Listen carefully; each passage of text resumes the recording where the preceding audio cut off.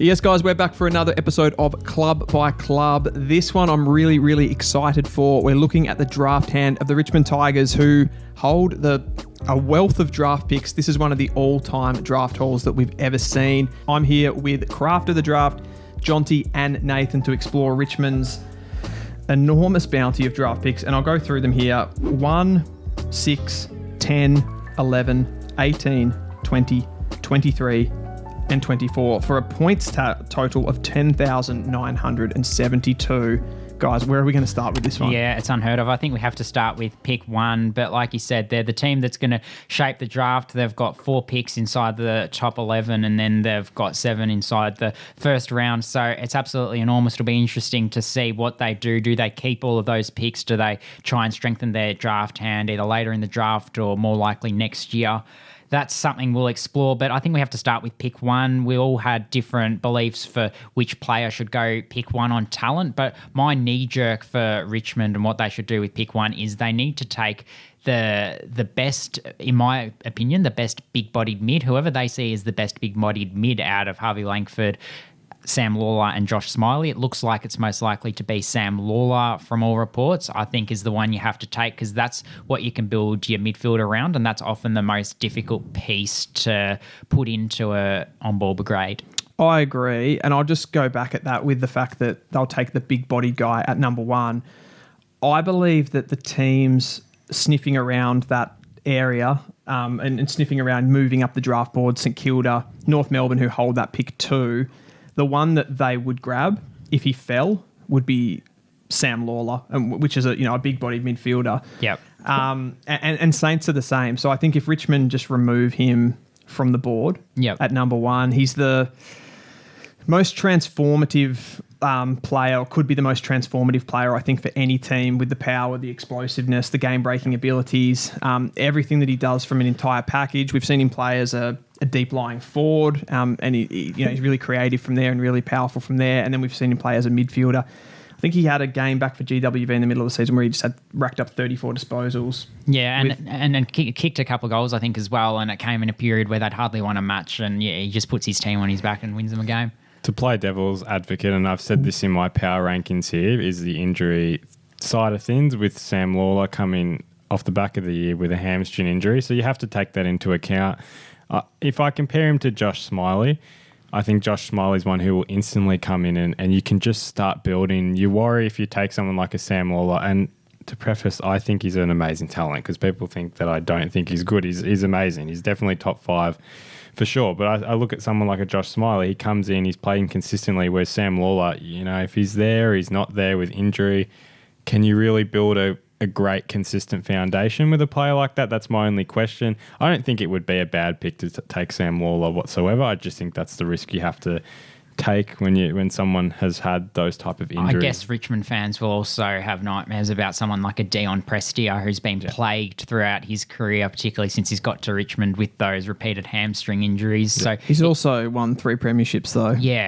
Yeah, he has. Yeah, good return. And that's probably who I would be taking, looking at the overall spectre of things. And I think the other interesting talking point with Richmond is how they're able to manipulate what they want to do and how they're able to keep that a secret, so to speak.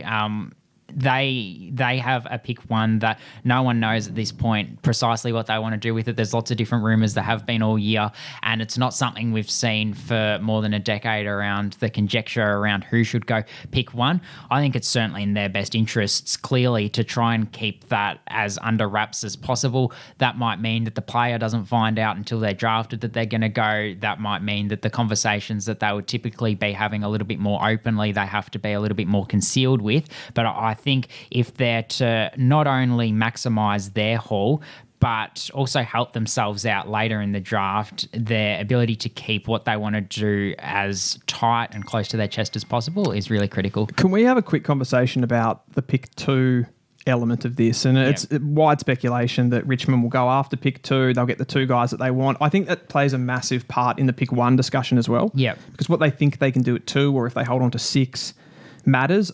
I'm in the belief that they should trade down to 2. Yep. They can offload a couple of picks inside that top 20. Probably for me, it's like 6 and 18 or 6 and 20 with the Kangaroos, who can get some key position talent. And then they can pretty much pick the 2 guys that they want to build this midfield around for the next 10 years. I see the way that they would go with that, with building it, would be Sam Lalor as the, powerful game-breaking guy, Jagger Smith as the accumulator, the guy that can just get his hands on the ball. Mm-hmm. He, runs out games. He's got a really good endurance base and can create a little bit in there as well. Sort of, if you want to go back to a different Richmond era, maybe Jagger's your Trent Cotchin and Lawler's your Dustin Martin. It's going to dictate the next decade. Nathan, I'll ask you a question in a second, but Richmond, what's a fair price for that pick 2? So you say they should trade up to pick 2, but if they did have to pay pick 6 and pick 11, is that too much and you'd stay as you are? Yeah, well, is it too much? I think that's probably historically what you have had to pay. Yeah. 6 and 10 or 6 and 11 would be the price. I think in this draft, there's 2 things happening. The draft is deep. Yep. So at least from a perception, you can get a better player with that 18, so it's worth a little bit more. And the other thing is that Richmond sort of hold all the cards. Like I said off the top, if North Melbourne are to get stuck with pick 2, if we want to call it stuck, and they have to take another midfielder into that group, I think they're kind of snookered. And I think if Sam Lalor was available at pick 2, you could justify that because you could play him in different roles, pseudo tall, those types of things.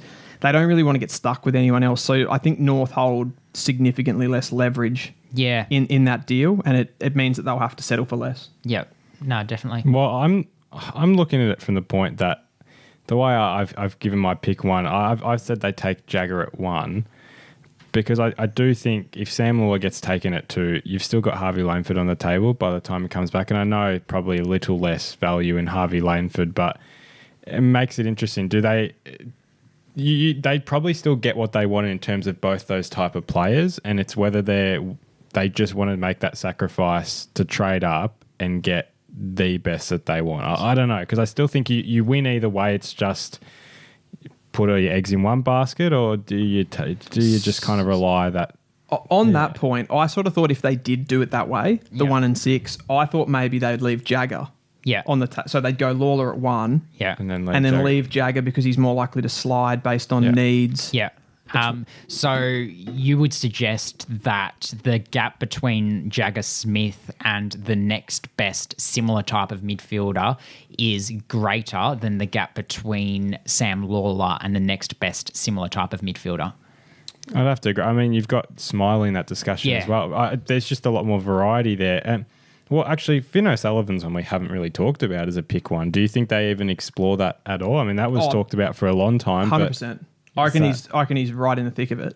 I could see, depending how risk averse they're feeling, but I think there's a world where they take Lalor and Finn.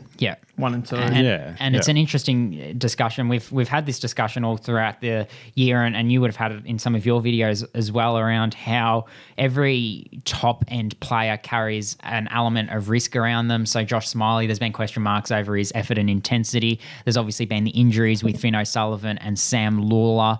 Someone like a Sid Draper, he was in the pick 1 discussion for some time, but there's always going to be that go-home factor in the back of everyone's mind. So it feels like everyone in that top-end discussion, Jagger Smith, does he have enough of a point of difference? He's obviously a skinnier midfielder. There is a question mark over him, and that's what Richmond will have to weigh up, is the risk versus reward. But I guess to sum it up, so we can move to some of their later picks, who are you taking with pick 1 if you're Richmond? I think I said Sam Lalor.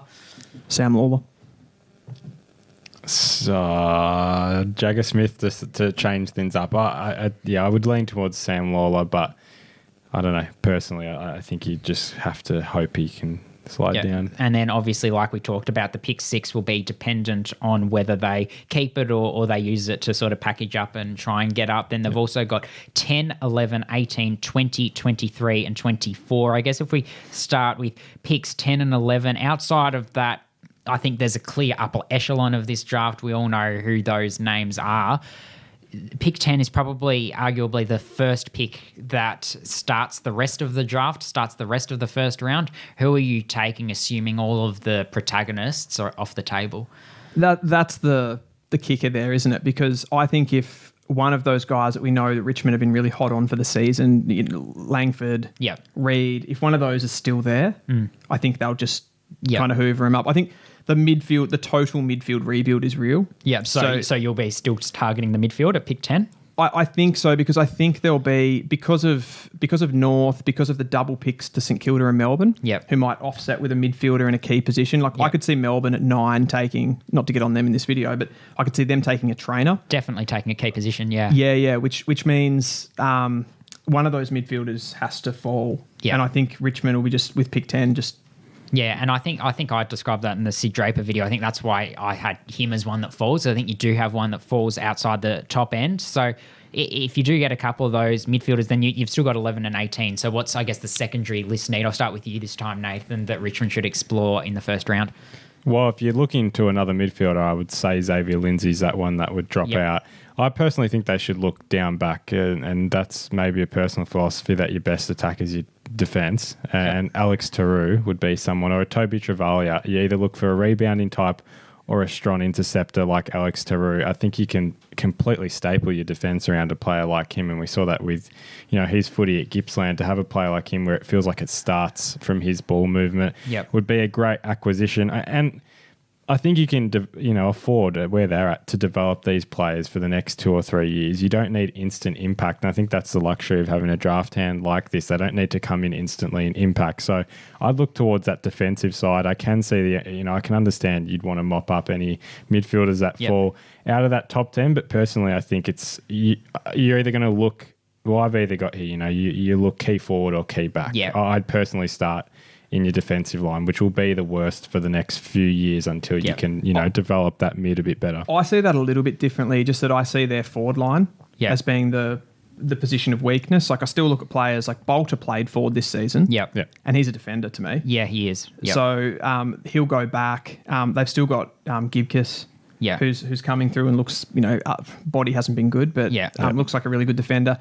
So I'm looking, I could see them going for Tyroo, but maybe doing it as a forward. Yeah, I guess my question mark with Taru is how high are you targeting him? So we know we are pretty certain that number 1 is going to be a midfielder. If they were to trade up to 2, it would be a midfielder. If they're to stay at 6, you think it's going to be a midfielder. And I don't think Alex Taru slips to 10, which becomes 12. He's just not going to slip that low. North Melbourne are keen on him. St Kilda are keen on him. So I don't disagree with the fact that he'd be an excellent acquisition for them, whichever end he played up, but I just don't think he'd fall far enough, and I think you just have to prioritise the midfield. So I don't have him as someone immediately. I have a belief that's probably a little bit of a hybrid of what you've both said. So I think they have to target their forward line first. Their defence first. But the reason I think they do that is because I think the gap between the top couple of defenders and the rest is greater than the gap between the top couple of forwards and the rest. So I think they can wait till pick 18, 20 or 23, provided they hold on to them, to get a forward, or even pick 24 if they were to hold on to that one as well, whether it be a Tom Sims or a Jonty Fall, whereas I think your Matt Whitlock and your Luke Traynor and your Alex Taru, as I touched on, are likely to be off the table. I think that's a fair point in the context of this draft, given where players are going to be. So when you say the defence, what's the type? A key defender I'd be taking. So, whether that's a third tall like a Luke Traynor, or probably more so a Matt Whitlock is who I'd be targeting, a key defender. Could you even see a Richmond with that one of those picks 10 or 11, if they didn't want to go down the key position path, taking someone like a Travalia to replace that run that they've just lost with Rioli and that could feel, he's like a bit more of that pseudo middle. Yeah, and I'd say no, you're trying to take a bit from column A and a bit from column B, but then I don't think you're quite achieving either goal. So I don't think Travalia suits them particularly well. I think their outside work is actually okay as it sits at the moment, but you talked about him, so clearly there's a discussion to be had that he could be taken there. Well, just naturally he's proved he can compete at the top level. He's proved his capabilities. Let's move a little bit further down the order and look 18, 20, 23, 24. I guess the hard part with Richmond as well, you don't know if these picks will actually be there by the time they get there, whether they're going to trade a few of them out or what they'll be like, if they'll split picks even for next year as well, with a lot more key position prospects next year. But I guess start with either at that range. A player I'll throw up, Christian Moraes, that I think sits around that area. You just productivity, natural ball winning, and does it inside and outside. For a young side, I think that he'll produce a lot of energy and a lot of. I think he's quite flexible, if you'd agree, and I guess what you can do with him and how you can utilise him in a team. Yeah, I think Moraes is like he's the perfect player to go to someone like a Richmond too, where they're not just getting him. Yeah.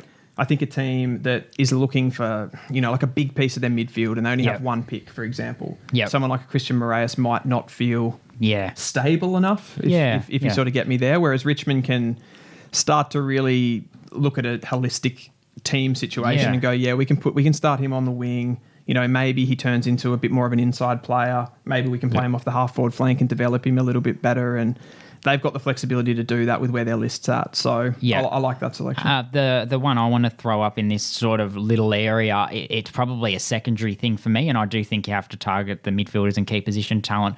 But just with the hand that they do hold, I think Taj Houghton is one in a similar vein that could go to Richmond because, like you said, if you're a club that only holds one first-round selection, do you want to take a gamble on someone who's coming back from an ACL injury? He had an electric first month of the season, but then we haven't seen anything else from him. So there's a real gamble with taking him. When you've got 7 or 8 of them in the top end, you can probably take that gamble a little bit more, knowing his upside. 100%. Pretty much the same as what I said about Moraes there, really. Yeah. My issue with the Houghton situation, I think he's the perfect player and probably, again, the perfect Shea Bolton replacement, but will he be there? If they've traded, like let's say, for example, they've traded pick 6 and pick 18. Yep. Is he going to still be there at 20? Yeah, and you're not going to take him 10 or 11, so yeah. It's a risk, but I probably wouldn't be against it, taking him at pick 10 or 11. I think he's that, I rate him that highly. Yeah, and to move on to 20 and 23, I would be taking a key forward there. So any of Joe Shanahan, Jack Whitlock, Tom Sims, Jonty Fall, there's a plethora of them. Who's the best then?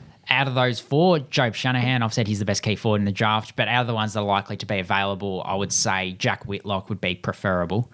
Yeah, I think you can build a forward line around him. He's a nice size. He's, 199, 200 centimetres. They all are, to be fair, but I think just his size, but also his frame is one that's raw. You've got time to develop it at Richmond. They're not going to compete immediately, but I think he's someone who could become a real player to watch in the competition in 5 to 7 years, which is probably the timeline when Richmond are going to start contending again.